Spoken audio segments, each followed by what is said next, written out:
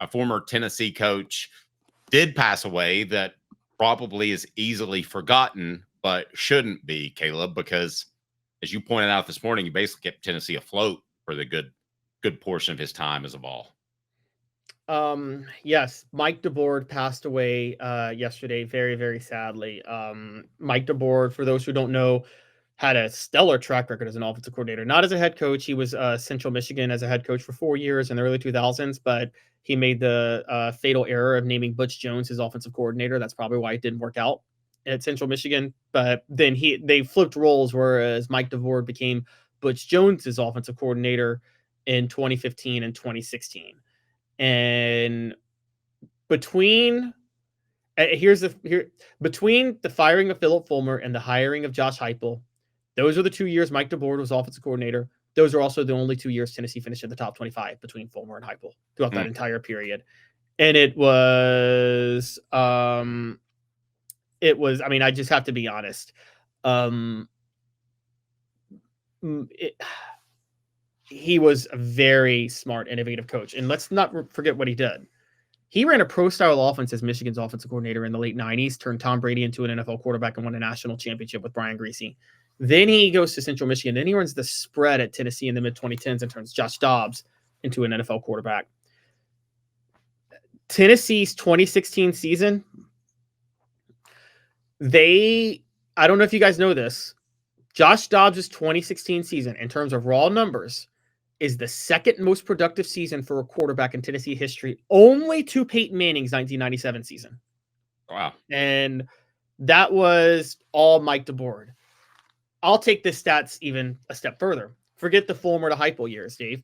Let's just go back to 2005. 2005 was the first year Tennessee turned disaster that you were covering, right?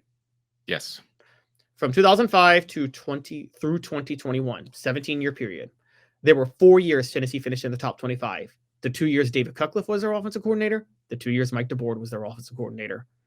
And Mike DeBord, in your opinion, was he the best coach in that whole? I mean, any assistant, any head coach during that whole Dooley, Jones, Pruitt time? Yes, absolutely. I don't think there's a.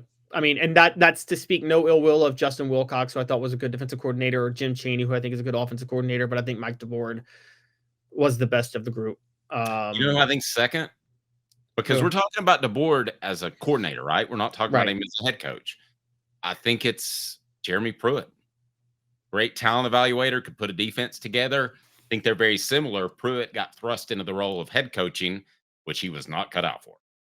Yes, no, I agree. As a defensive mind, Pruitt was great. DeBord also, we have to point this out. Something happened with DeBord and Butch Jones after 2016 because DeBord bolted for Indiana. And he figured out that Butch Jones was just full on stupid. I think that's what he figured out too. I mean, I figured that out at one point when I was told that I knew what happened with the falling on a helmet thing. I knew what happened with a tight end that he dog cussed, and I knew what happened with a center that he punched in the gut.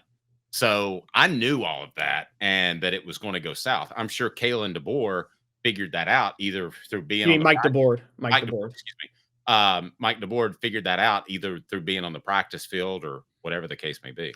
Yeah, then the in-game decisions showed how stupid he was too. You're probably right about that.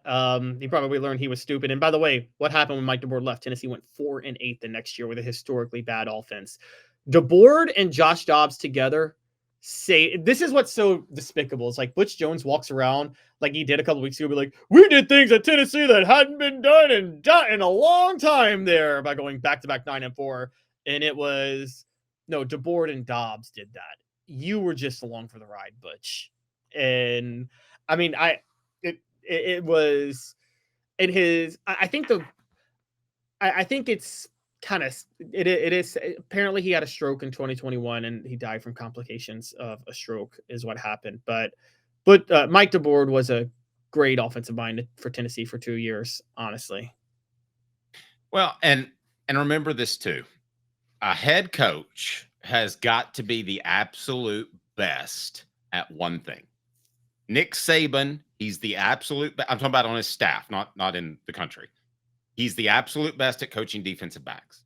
Josh Heupel, no one would argue this, is the absolute best at putting together an offensive game plan. Now, maybe he needs Alex Golish back, but he is the best on his staff. Steve Spurrier, the best put together a passing attack. You have to be the best. Butch Jones nor Derek Dooley was ever the best at one particular aspect of coaching.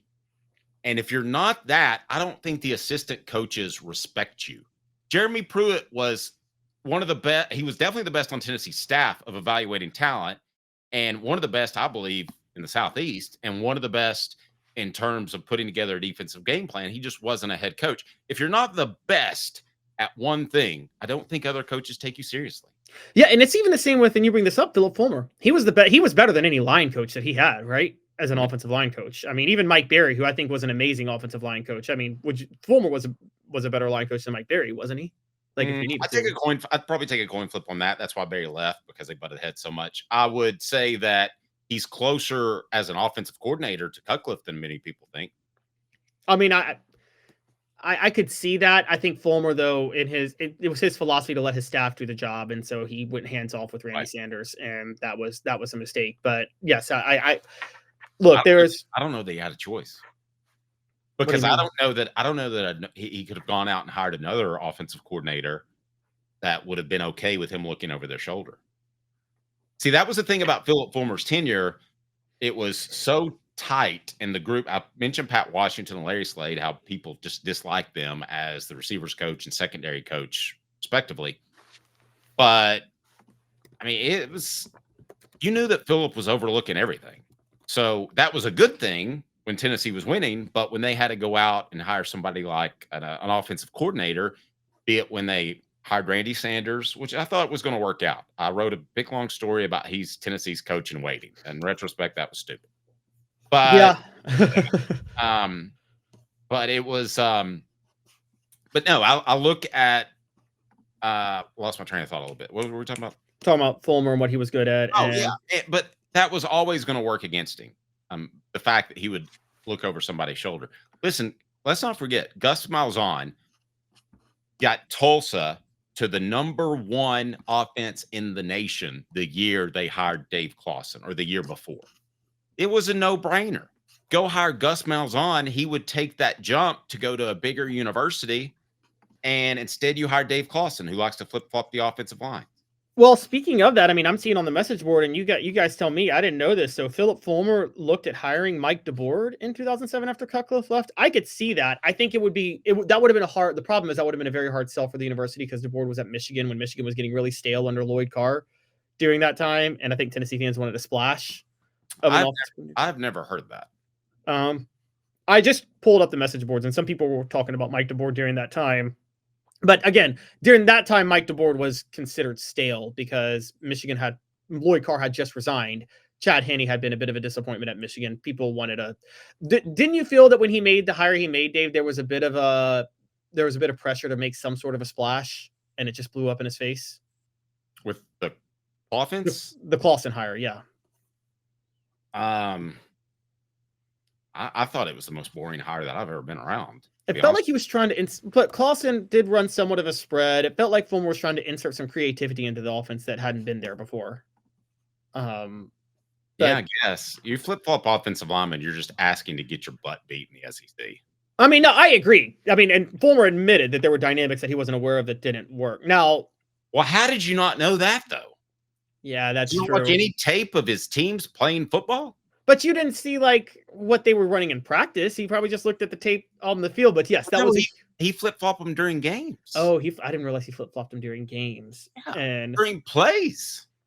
Not during plays, but play to play. But the other side is the looking over the shoulder. I mean, like, didn't Nick Saban always look over the defensive coordinator's shoulder? Like, and was that a problem? Yes, but does the average assistant coach respect Phillip Fulmer as much as Nick Saban? There's your answer.